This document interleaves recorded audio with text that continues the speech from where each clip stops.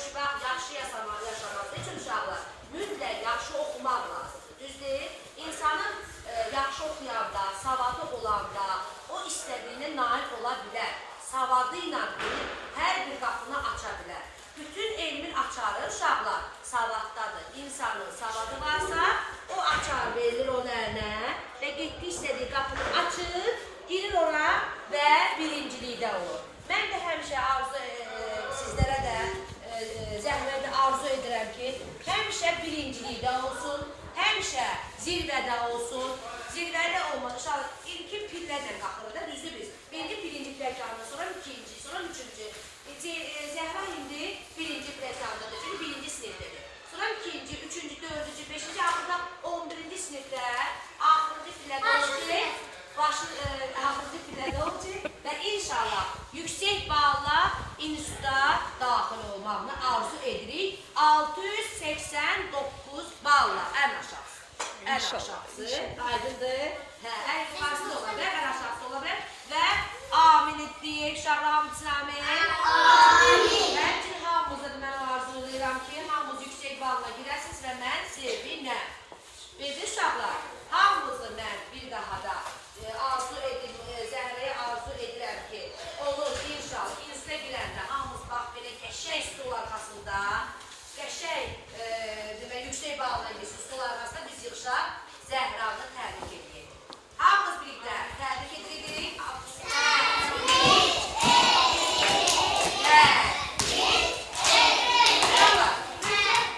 Bandımızı bir sinifdə davam edəcək, düzdürmü? Çünki siz açsınız.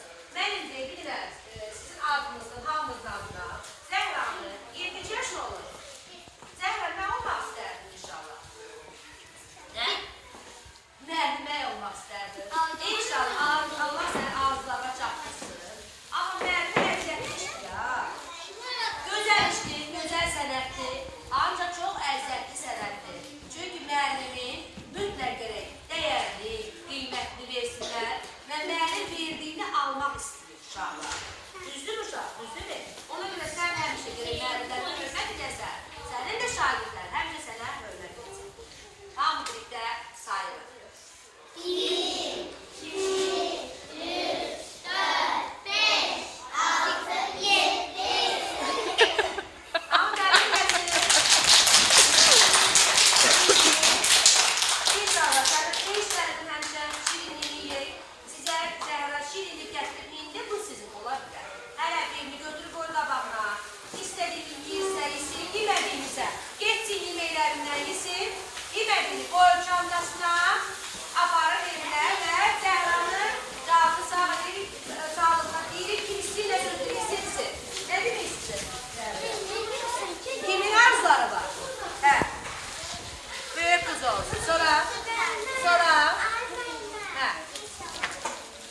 İnşallah. İnistə bitir.